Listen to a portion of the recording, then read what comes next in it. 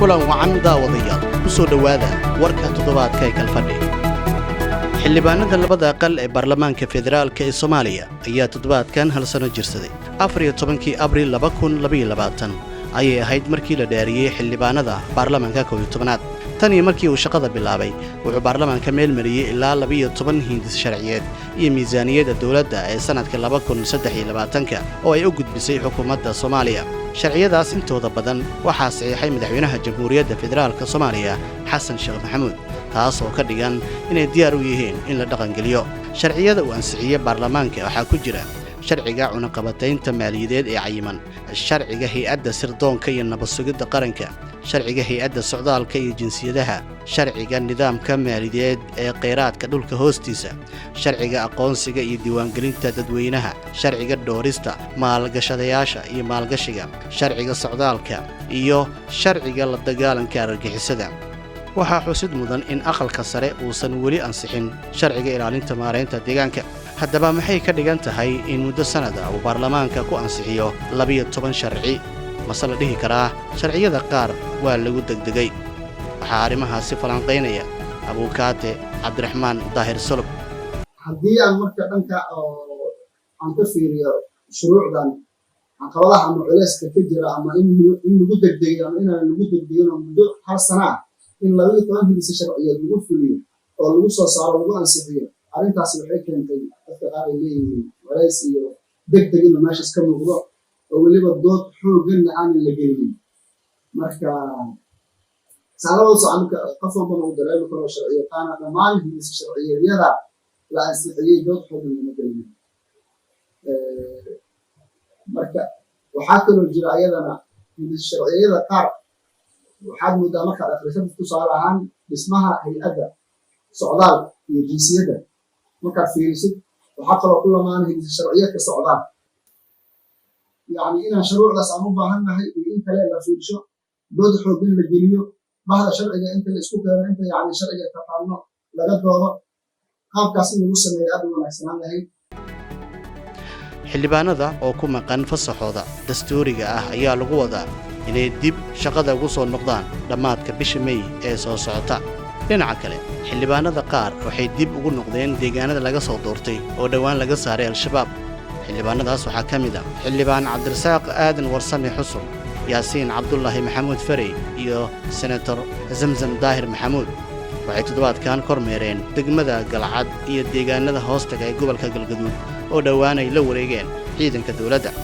waxay u koorgaleen xaaladda nolosha ee qoysaska degan deegaanadaasi haddaba muxuu yahay qorshaha xiga ee deegaanadaasi markay noqoto dawlad baahinta iyo gaarsiinta adeegyada bulshada oo aan helin dhowr iyo 10 sano oo ay gacanta ku haysay al-shabaab waxaa su'aashaas weydiinay xildhibaan Yaasiin Farey annaga waxaa inoo qorshaysan marka hore shaqadeena koobaad oo dadka ka ballan qaadnay ilaahay aan ka barinay dawladana aan la kaashanay waxay aadeen in kooxan qawaariijta laga saaro guud ahaan deegaanada iyo dadka sida gaarka u matalno waxaan rajaynaynaa inaan markaan aan guud ahaan gacanta ku dhignay deegaanada inaan haddana horumarintii iyo maamuladii iyo saldhigyadii booliiska inaan ka shaqeynaa inoo qorshaysan si dadku ay u dareemaan nabadgelyo iyo xasilooni haddana waxaa ku sugan deegaanadaas guud ahaan ciidamada xoogga dalka Soomaaliyeed iyo ciidamadii deegaanka annaga aan abaabulnay oo hadda ku sugan magaalada Masakaway deegaanka degmada Leer Caliyabaal iyo magaalada Kalcado hadda aan joogno iyo deegaanka Budbud marka hadda waxaan ku howlanahay dagaalka wejigiisa rabnaa inuu naga dhamaado kadibna aan galno wejigii labaad oo ah sidii deegaanadan looga shaqeyn lahaa kaabayaashoodii dhaqaalaha loo soo celiyo laga shaqeeyo horumarka deegaanka diyaarada caafimaad diyaarada waxbarasho iyo wax waliba golaha wakiilada ee dawlad goboleedka Jubbaland waxay toddobaadkan sheegeen inay xasaanada kala laabteen senator Cabdullaahi Sheekh Ismaaciil Fartaag iyo senator Iftiin Xasan Baasto oo xubno ka ah golaha aqalka sare ee baarlamaanka federaalka ee Soomaaliya kulan ay wakiilada Jubbaland yeesheen 10kii bishan Abriil ayay uga dhawaaqeen xasaanad kala noqoshada labada senator arrintaas waxa ay u sooweeyeen hortaag ay sheegeen in mas'uuliyiintu ku sameeyeen gurmad la gaarsiin lahaa dadkii ay dhibaatadu ka soo gaartay fatahaadii webiga Jubba ee degmada Baardheere ee gobolka Gado labada mas'uul waxay baarlamaanka ka soo galeen deegaanada Jubbaland haddaba golaha wakiilada Jubbaland awood ma u leeyahay inuu xasaanadda kala laabto xildhibaanada federaalka muxuuse xildhibaanka ku weyn karaa xasaanadda waxaa inoo sharaxaya garyaqaan cabdishakuur cali sow maxamuud kolley anigu ma arkin meel dhahaysa xildhibaanada dowlad goboleedyada haddii xubin kala noqdaan codka kalsoonida xubinnimadii waaweynaa meel ay ku qoran tahay ma arkin oo dastuurka jamhuuriyadda ka mid ah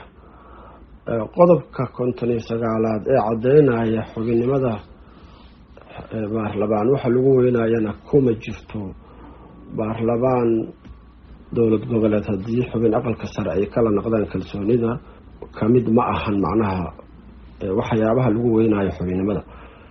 marka sidoo kaleeto kuma jirto golaha shacabka aqalka hoose xubinnimada inay ku weynayaan haddii bulshadii soo dooratay ay kalsoonida kala noqdaan haddee nidaamka lagu soo dooranayana waa laba nidaam qaarna aqalka sarena waxaa dooranaya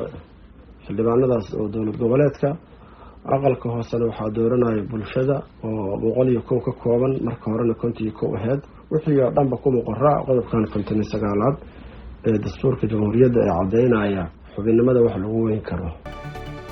ugu dambeynna gudoomiyaha guddiga haweenka aqalka sare ee baarlamaanka jamhuuriyadda federaalka ee Soomaaliya senator Sareedo Maxamed Xasan oo ay weheliso senator Zamzam Ibrahim Cali ayaa toddobaadkan kulan la qaadatay wasiirka haweenka iyo horumarinta xuquuqda aadanaha Khadiija Maxamed Diiriye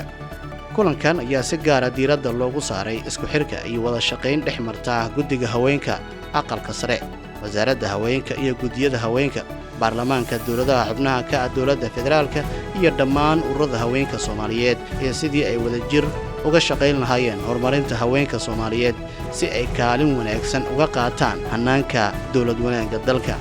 guud ahaan intaas ayaan ku soo gabagabaynaynaa warkii toddobaadka ee Kalfadhi